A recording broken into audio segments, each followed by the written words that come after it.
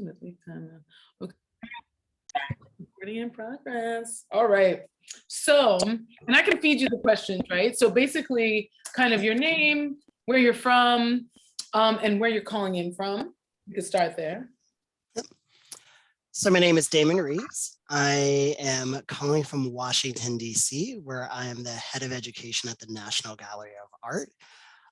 Before that, I worked in Philadelphia as interim head of education at the Philadelphia Museum of Art.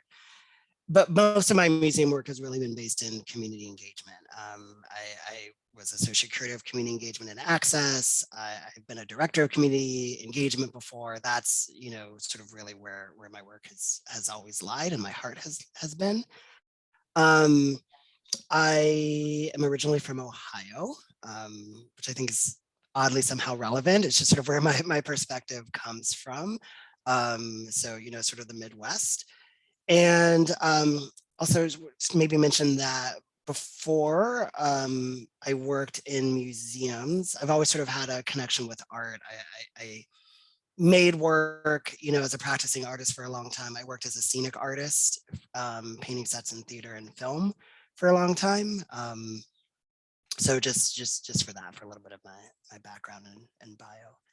Yeah, because you beat me to the question I was going to ask you, kind of like how you came to the art world. So you kind of answered that question in terms of some of your background.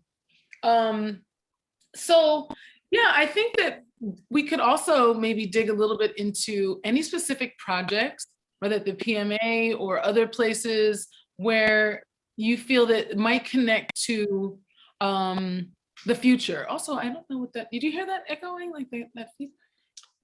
I've heard a little bit every once in a while. It was like a tick tick. We'll make sure. And okay. I realized I closed all my programs to make sure that you're not getting any like notification pop up on my end. Oh, okay, cool. Yeah, no, I don't know what that sound is. I'm hearing it on my end. It's like a I'm not hearing it now. No, okay. All right. Well, we'll go. Maybe they can take it out in post or something, but we'll just because I don't look, Damon, I don't know how to fix it. It might stop.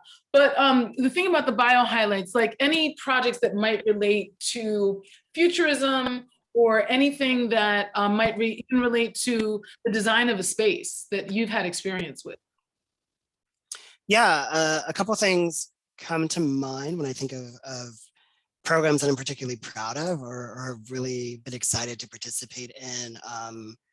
The most obvious to me would be when I worked on Philadelphia Assembled, which was spearheaded by a Dutch artist, Jana van Heeswag, who worked with, I can't remember now, I want to say it's about 140 collaborators across Philadelphia. So it was everything from activists to community organizers to writers to entrepreneurs, shop owners, just like this somewhat crazy mix of people coming together, and not only coming together to work on this project out in different community spaces, but also quite literally taking over a gallery space in the museum. So to me, that's been one of those sort of like amazing kind of transformative opportunities when you think about what does it mean to take a place that is very rigid and sort of set in its ways, and how do you open up the doors and really sort of, to the best of your ability, surrender space and to really enter a space of collaboration as opposed to a space of sort of invitation. I think it's not just about like come in and do this thing. It's really about the thing is really being created together. So that's one that I really like and think about a lot. But it's been true of a lot of my practice. Like when I think of well, maybe sort of building off of that program, I worked with Jana to do some teaching in Banff for a project she was doing called Trainings for the Not Yet. And that was really based on this idea of we don't know exactly what we'll need next or what the next sort of possibilities could be, but how are you holding space for all of those possibilities and thinking about new ways of working and collecting and collaborating together. And that's sort of like the core of her practice, and that started to really filter into how I think about work as well. Wow. No, that's fascinating. You said training for the not yet. I love that. Training for the not yet. Yeah, she did an exhibition. I don't think it was at the Reich Museum. I'm not going to get that right, but she recently, sort of like as a follow-up from Philadelphia Symbol, the next project she did, which a lot of collaborators participated in, was an exhibition called Trainings for the Not Yet. I love that. And that's definitely right up the alley of what we're talking about now. Because we are thinking about not just about the exhibition space and the design of that and the kind of artwork that would be presented within that space or without it, right, on the outside, because as you know, the village is very much known for its robust campus of gardens and other spaces. So it's very much an indoor outdoor space already. But this idea of what kind of training is required to operate these spaces, to promote and engage the community within these spaces, and thinking about the staff. So I don't know if you got a chance to read a little bit about the project, but one of the kind of signature elements of the proposal was to make sure that there was a training for youth for doing art installation and that kind of thing, and really cultivating these new skill sets for youth that would relate to the arts and then possibly other jobs and opportunities outside and beyond the village. So this is something that we had a chance to work on through, say, the curatorial fellowship at the PMA, and thinking about the idea of training and knowledge, right? And thinking about what kind of training and knowledge for the future. So I don't know if you can share any more about what, say, for example, training for not yet, what were some of the skill sets and I guess, yeah, like what were the foci of those areas? Like what were the areas that people were thinking were the needs and essentials for the future? Well, I mean, it's interesting. So I don't want to sort of overstep my ability to represent someone else's project, but so I'll speak specifically sort of from my understanding what learnings I've taken from it. And what I think is important, there's a couple things that come from mind is one, understanding that like knowledge and expertise exist all around us in so many different spaces. And one thing I like to ask, I think that this comes through in like museum, I think in gallery work often is this sort of positioning as oneself as like, oh, but we're the experts. And I like to really push back on that question and say, the question isn't who's an expert, it's what expertise is needed here in this moment. And 9 times out of 10, it's not yours. It's someone else's, it's someone's outside that comes to that. So, when I think about Philadelphia Symbol, and I think this translated to the trainings of the not yet, one of the sort of groups that were working on that project were thinking about sanctuary, what it meant to provide and to hold sanctuary for others. And they quickly realized that a single definition of sanctuary was never going to work, at least not, they weren't seeing that possibility, and just understanding that like, sanctuary for one group could cause harm from another. And how do you reconcile all these complications and different modalities of thinking about creating safety, creating safe spaces. So one thing they did is sort of really bring a lot of different skill sets and asked, like asking a bunch of different people how they provided sanctuary and bringing that together and collecting this sort of as a well of knowledge that could be dipped into and sort of utilized in different ways. And so that's something that speaks to me is understanding what we know, and more importantly, being honest and comfortable in the fact that we don't know it all, and that there's so much out there that we just don't have an understanding of. So how are you looking towards others to provide some knowledge and skill set in that space? And how are you valuing all the perspectives that can come into that area? How can you create spaces that allow for that complexity and for different viewpoints to come together?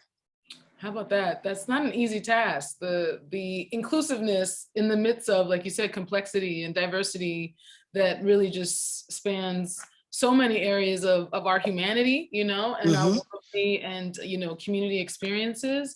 But one of the things you talked about was about sanctuary, which is something that is very important for the village in terms of providing these types of spaces for their community.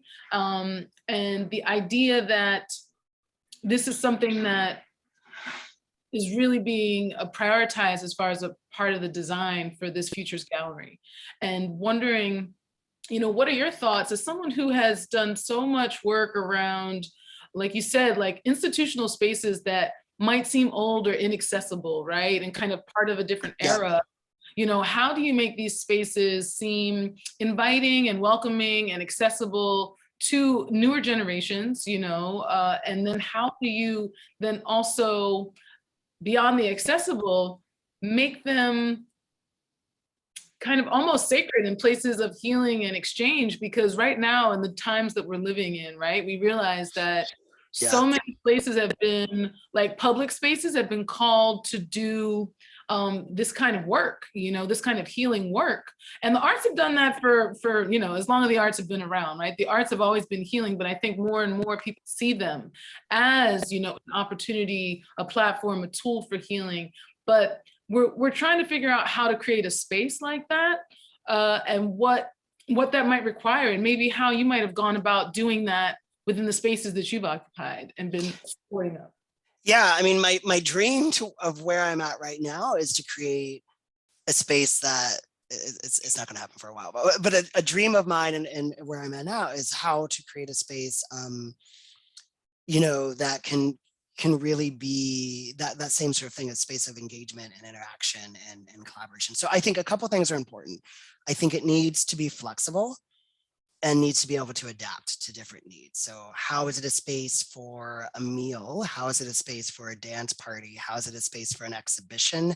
You know, how can you move walls and adjust furniture and those sort of things? So like thinking about something that can adjust and change and morph. And it could be as simple as like, that's the furniture that you bring in versus, you Right. know, or sliding, whatever it is. I mean, there's architects and designers that will have better answers than mine, but I think it's important for a space to be flexible so that Yeah. it's the least that you lock it into a certain configuration, the more possibilities that you allow for people to create and imagine and to customize it to meet the needs that they have at that time. So that's something that I think is very important.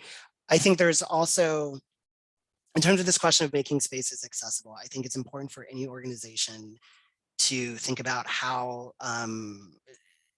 to be very clear about who they're trying to serve. And I think that can change from moment to moment, but having that sort of clarity in their mind is important so that you can engage with that group and ask questions and understand what the needs are and not assume what the needs are. You know, not going in and saying, oh, well, this kids like this or whatever, you know, but really engaging in a process of sort of discovery together. So, and I think in terms of like sort of specific moments, there's a way of turning space over and truly giving, with everything has limitations, right? You know, with Philadelphia Assembled, I joked with the team that it's like the gallery, you know, as they came in, you know, it's like, tell us what programs you want to do and we'll try to figure out how to make them happen. We will have limitations. We can't set fire in the building. Like that's a thing we can't do, but like, better for you to ask the question and let's figure out how we can make it work, you know, before we just assume that something can't happen. So I think about an event that we did at the PMA with Philadelphia's House and Ball community, where we really surrendered, I think, to the best of our ability, the building for a night. And we really gave the Great Stair Hall, the exhibition, and several galleries over to say, this is yours. Program it. We're here to support, not here to sort of dictate or lead what that process is, and really let it be. So I think when people came to that, the people who are definitely in the know experienced something that felt as genuinely like a true ball as it possibly could, with the understanding that it was also at the art museum, right? So, but it didn't feel like, what I heard from community members is that it didn't feel like the art museum puts on a ball. Like it didn't feel like the sort of watered down weird version. It felt right and appropriate for the moment. and to do that requires a lot of humility. I remember one of they call the sort of elders in the community legends. And I remember at one point a legend came up to someone on staff and was like, can I have a chair? I'm kind of a big deal, because they were sort of standing on the side and it was like, absolutely, this person is huge in this community. Get them a chair. And we got them a chair, and like that humility to be like, yeah, I'm going to go get you a chair. This isn't going to be a debate. I'm not going to have a moment about it of like, who do you think you are? It's like, this is not our night. This is about you. Right. And the last thing I'll say to that is the wonder and power of doors is something to think about. So we did with Philadelphia Assembled, one of Jana's thing with the sanctuary team is they created this geodesic dome in the middle of one of the gallery spaces. Yeah. And what was great about it is that it had doors. Mm-hmm. And why I thought that was important is because you could meet in that space, you could sit in that space, you could relax in that space. You could have the doors open so that others can come in and engage and join with you, but you could also close the doors when we needed to have something that was a little bit more specific to a certain community or, needed to create some space. And one of the best moments I had while teaching in that space was because staff could use that room as well. So the HR department just happened to be having a meeting in there while I was working with a group of, I want to say like 18 to 22-year-olds that were part of a re-entry program. Mm-hmm. And so we were walking through the space and we were talking about things and I was about to take them into the dome and HR was like, oh no, come in. And we were just sitting and having a meeting, but yeah, definitely come in. So, and then we had this joint conversation together. Like, I had these young adults in this reentry program. I had these HR professionals sitting in the dome and having a conversation together about what it means to be safe and what we talked about, neighborhood sovereignty and sanctuary and who we would invite into our community and who we would want to close the door and not have in because we wanted to feel more safe and all of those things. And we weren't trying to come to a single resolution, but it created that space for that kind of conversation to happen that would never happen in any, as far as I'm concerned, in sort of any other traditional gallery context. Yeah, and you bring up an important point too around when we use discretion over inclusivity, inclusion and exclusion, right? Because maybe there is a time and a place for that. And I think that when we're dealing with like there's such an increase in violence, it seems, in all the cities across the country, just around the world. Yep. It just feels that tensions are high. The pandemic has done a lot to increase that. Scarcity of resources, the supply chain and all these things. It's just like there's a lot of less of the things that we need. And so in thinking about places that have resources, say like the Village, and I also work in urban farming. So we've always had this open, campus or like fence-free approach to say the North Philly Peace Park that was also part of Philadelphia Assembled. And the idea of, in times of crisis, when there's so much need, within the community, you have your, say, free produce giveaway days and things like that, where you're offering things to the community. But then there's a time when, you want to, create that safe place for the specific members of that community that are building that community. And how are you navigating around that? I mean, you gave that instance of that time in the dome, but wondering, if you had any thoughts around strategies for, as we're dealing with things when there is, like I said, like there's just conflict and tension and even violence when it comes to protecting, right? Because you were talking about the heightened security that you deal with, right? I mean, it's a real thing. Yep. Like, it changes the dynamic when you have to really set up those boundaries, and even when it's in the name of safety and protection, and I think that when we think about spaces of the future, and we think about how there's so much domestic terrorism these days, from schools to libraries to churches, supermarkets, anything could happen in any place. So the idea of thinking about some of the things that came up with some of the other folks I interviewed were that we were thinking about some of the members on the essential staff of the future and thinking about certain roles that might be required and wondering how you might feel about that, because some people mentioned that like someone for crisis management, like this is an essential role that you might not think about for a gallery, but like every public space is going to have to think about this in some way, and wondering what your thoughts might be on that.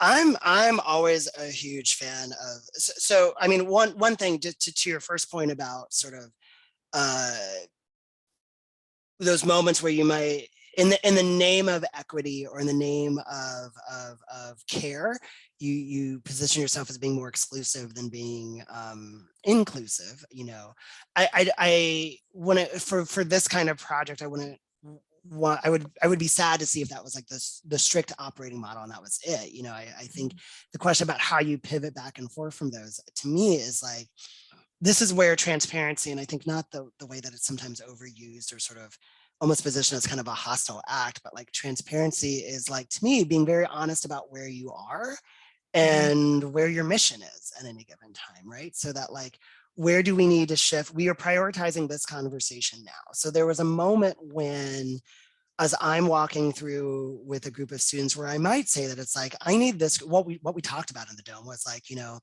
we each kind of talked about what made us, so this was, we ended up talking about police, and we were talking about, you know, like, how do you reconcile if someone in your neighborhood says police presence makes them feel safe and someone else feels like police presence makes them feel unsafe, and just starting in a place where we could have that conversation. Like, so it was great to be in a joint space together with this group in HR to sort of be able to say those things openly with each other and not pass judgment on those feelings of each other. And I think, again, the dome sort of created space that allowed for that. We were able to close that door so that other random people in the gallery weren't able to participate in the conversation. We could keep it between these two groups. So that was helpful to kind of build that bit of safety and trust in that certain circle. But to me, that's all about being very transparent about, like, where are you at with this moment? Like, what does this conversation need that's maybe different than like what you do every other week, or what you're doing like 9 times out of 10 programs is really about, like, how are we getting a lot of different voices together, but we also acknowledge that, like, this 10th program really needs to spend some time doing some care in this space, that, like, to successfully have the big inclusive conversations, we need to tend to this specific group in a moment. And I think we can communicate that easily. And when I think about who can help steward that sort of work, when we think about like staff in the future, I think mental health is such a important thing. And I think a lot of artists would position themselves as more of an expert in mental health and wellness than they are. And I think that is a space that, you know, when I think about what like this kind of art, community-based art moment could be and resource be, I think about, you know, how we truly are bringing in that kind of voice of wellness. So, I mean, you said crisis management, and I think about, like, you know, there's sort of the very specific definition of art therapy, but like, you know, what does it mean? I've always wanted in my work at the museum to have an art therapist on staff. Like, it just felt like such an easy and kind of obvious way to think about, to do both things that are actually therapy, which is like, you know, having a patient, having a relationship and built over time, but also more general sort of wellness kind of stuff that really kind of brings that, what are sort of collective practices that allow for that kind of healing. And I think about, there's the Art Museum of Montreal. I don't know if this is still true, but Stephen Legare was I know him as an art therapist on staff at the Montreal Museum of Fine Art, and ran a space that was very much about that, that let those spaces for people to come in and, you know, collectively process together. You know, think about all the trauma going on. Like, I mean, just what would it mean to have space to be like, here's 3 hours that you don't necessarily have to do anything, but it's time to just sort of grieve together. We're just gonna have a space of grieving for a bit, or a space of renewal, and everything that can possibly mean. No, for sure. And I think that we don't realize too that how much of the art that is emerging now, and even the art of the past that was either immersive or just extremely graphic and provocative in ways that would stir up things in people that would be visiting, like viewers, you know, that step into a space and experience something that sometimes, you know, we take for granted, that everyone doesn't take in and receive the visual arts, the multimedia art experiences in all the same ways. And an art therapist, to have an art therapist on deck to help folks navigate through some of the feelings that come up or anything that they may be experiencing that they don't know how to navigate, it could be Mhm. overwhelming to them because, even with me, the work I do around, the art of survival and thinking about existential threats and emergency preparedness and a lot of the things dealing with like, PTSD and things that survivors have Yep. experienced. And I think that, when art connects to those ideas and those feelings, those memories, we need to be able to provide responsible programming that also might, and that responsibleness might, have something to do with an art therapist for sure. Yeah, I mean, I think we're 360 people, right? Like, I mean, we exist in all of these ways, and I don't think our engagement with art is monolithic or just sort of singular by any means. I think about there's a saying about art, and I say this as an artist myself, but there's a joke I've heard people make about artists that like, that at their heart, artists are really bad philosophers, like that we tend to read the first page of Nietzsche and then we don't read, and I've never read Nietzsche, so this might be a bastardization of the work, but the idea that we read the first page of Nietzsche and we're like, this is, so then we suddenly have this big concept, and then we don't read the other 500 pages where Nietzsche goes through to disprove the thing that they said in the first place, right? Like we don't finish the work. So when I think about the future, the galleries and the museums of the future, is how do we sort of set ourselves up to do the rest of the work, to move beyond the first page of the philosophical thing. And I think to me, the first page is hanging work on the wall, right? Maybe the footnote of the first page is like all the interpretation and materials that we say, so that we know, the provenance of a work, and even the fact that I just use that word provenance, right? Like sort of, it's the thing, all those things that we do, right? But like, how are we, and thinking more about like, what does it mean to live in a community with stuff, with this around? What does it mean to for people to truly sort of walk and engage? If you're doing a show about tough stuff or artwork that references tough stuff, like what is the other experiences that we have with that? Like what are and I think about that in terms of like therapy. I think about in terms of food, if you're going to do artwork that speaks to like homelessness or capitalism, like what are the other conversations that you're having that connect with that? What are the skill sets in terms of resources that you're providing? Or is it simply about like partnering with organizations that do that sort of stuff? But how do you hold space for that, not as an aside or an addition to the exhibition, but like as part of the experience of navigating the gallery? And I guess that goes back to this idea of like flexible space, Right. so that it can hold more than one kind of experience and conversation at once. No, for sure. And I think one of the things that is just inevitable to come up is this idea of technology when you talk about the future, and thinking about the spaces that maybe you have occupied in the past, and even like you said, trying to bring these older institutions up to the times, and thinking about the technology that's required to support the artists that are creating works today that really, are so, they're so innovative and they're expansive in directions that, I don't think we would have been able to imagine in ways maybe 20, 30 years ago, right?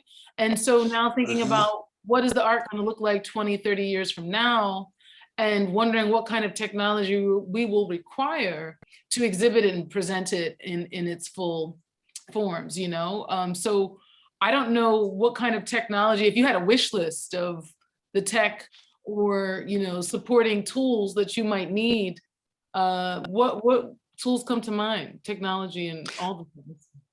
Yeah, I mean, that's a really interesting and big question. I don't pretend to know a lot in the technology space, but I mean, it does make me think about, again, sort of when I'm thinking about like staff, how are you repositioning sort of what maybe the traditional roles of like AV staff sort of look like, or IT staff, right? Where it's always been sort of the support structure as opposed to an integral part of the conversation. And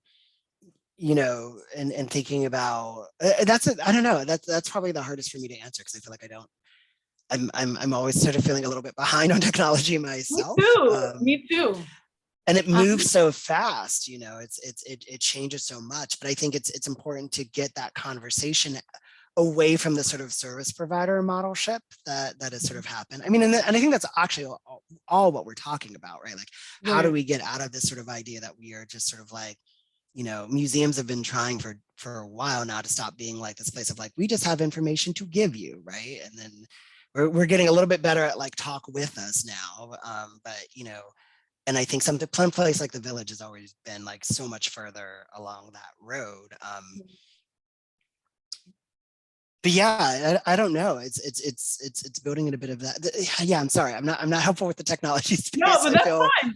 But that's fine. But one thing that kind of connects to that is like kind of the tech shift that we all had to make to the digital space, the virtual space that we're in right now, the Zoom, right? The idea of what COVID brought for us in terms of how that changes for audiences, because for you as someone who really thinks a lot about community outreach and engagement, and this idea of how we're all having to rethink what audience engagement, community engagement will look like in the future due to COVID. And this idea of, it seems like we're moving into seasons of in-person and out in the world IRL, like audience experiences versus this digital kind of programming that has to happen, maybe say during the winter months when flu season and COVID is back, we don't know. But how have you had to adjust, you know, to kind of make things available and accessible to your audiences in new ways?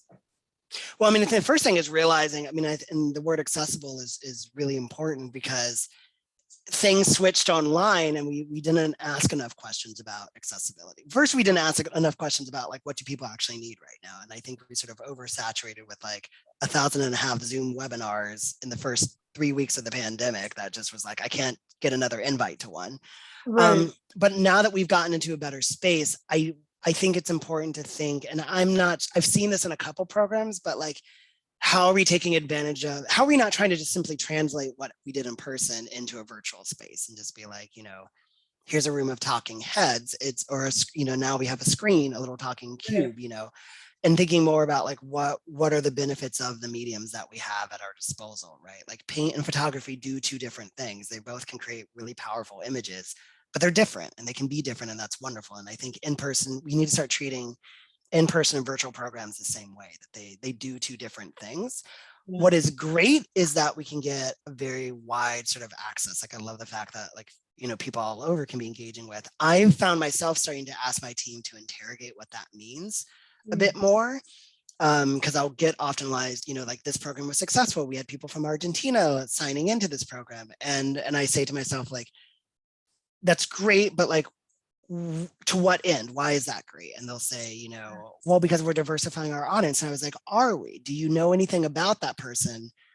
Because all you know is that they lined in from an IP from Argentina, right? Like, it could be a US citizen that's down visiting family. It could be a service member. It could be an expat. It could be someone who basically is like our traditional audiences, but just in another country, right? Like, just in another country. Because we didn't do that extra step of asking those questions. I think there's a lot of power in these tools to open up the conversation, but I think it has to couple with how are we using it? That doesn't give us an out to simply do the same conversations we've always done.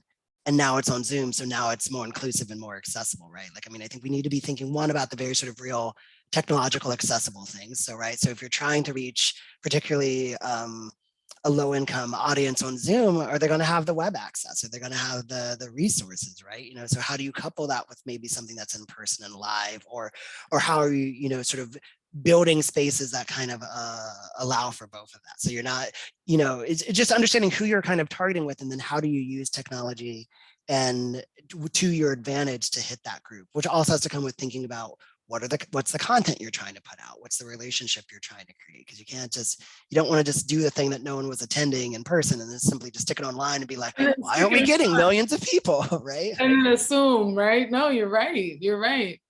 Well, this has been great because, you know, I knew that you would be able to tap into, you have so much experience with, you know, that science.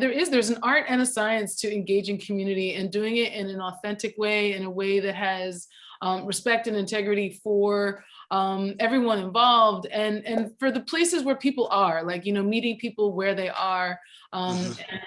and you know, making folks feel comfortable and growing and learning along with them, right? Because like, I know you must have learned Yeah, so so true. much from people who have just been open and honest about what they were not getting from the institution, what they wanted to see happen. And so, you know, and that applies to, you know, what we're trying to do right now with Mhm. really tapping in, because the community, this research will then be shared with the immediate village community that is so much a part of this design process, and then That's it's like, awesome. yeah, apply that knowledge. So I guess one of the last questions that I can ask you is a quick one.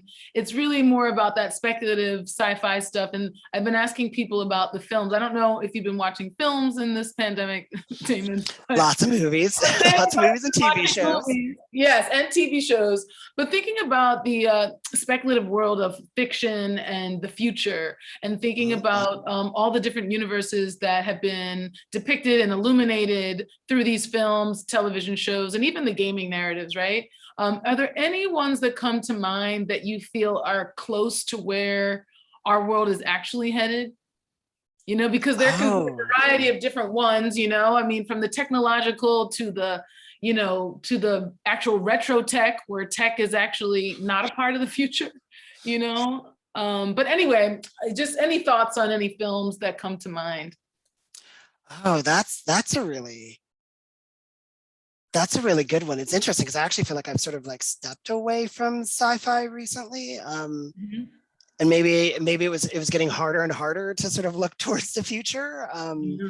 And that was a bit more difficult. You know, there's okay, so I kind of this is a weird answer, but I'm gonna go with it anyways. There's a series of shorts on I think it's on Amazon Prime's like streaming service, and it's called Solos, and it's all these like big name actors, and they each kind of have like it's almost basically like a monologue performance. Really? But there's also this weird sort of like the first one is like Anne Hathaway, and she's talking to like a future and past version of herself because she's like invented this time machine. Um, Oh, and you know, there's something about that series which is both has moments of hope and a lot of dread or sort of or feeling the weight of reality in them. So it's kind of like trying to be speculative and hopeful about like advancements in sort of technology, but also feeling very much the emotional weight of the immediate moment that we're in.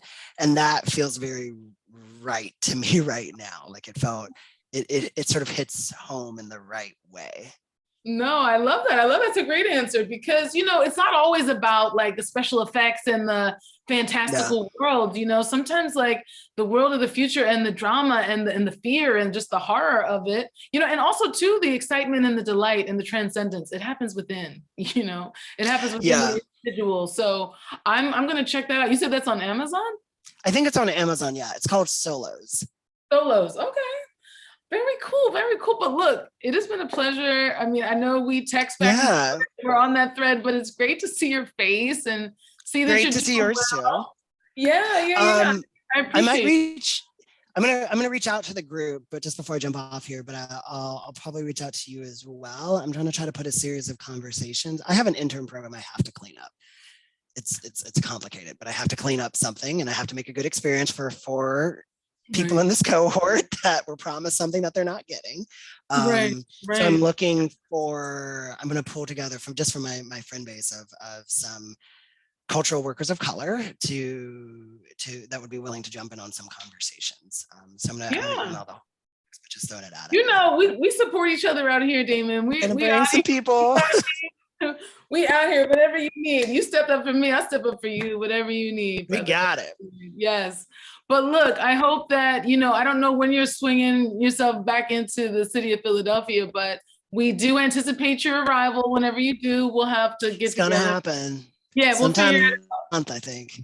Okay, okay, cool. So But look, so I think just let me know what if there's anything that I need to do to support you with like getting approval on your end for anything. But like also too. I think it's fine. Just a conversation. It should be pretty quick. I'll send, and I have paperwork I think I need to send you too that you sent. Yeah, because I didn't know, because some people, like, for example, wanted the payment to go towards, say, their 501c3, like to their organization. I don't know. I mean, I'm assuming you. Oh, I definitely can't get paid. That just makes. Oh, that's the truth. Oh, okay. Sorry. About that. It's messy and it's just not worth it. It's Okay, not so- that it's not worth it, but it's too messy. Okay, so then just the release then. Okay. Yep. And then when you come in town, I'll buy you a drink. How about that? Perfect. Okay. All All right. right. Thanks so much, Damon. Take care. Bye. Talk soon.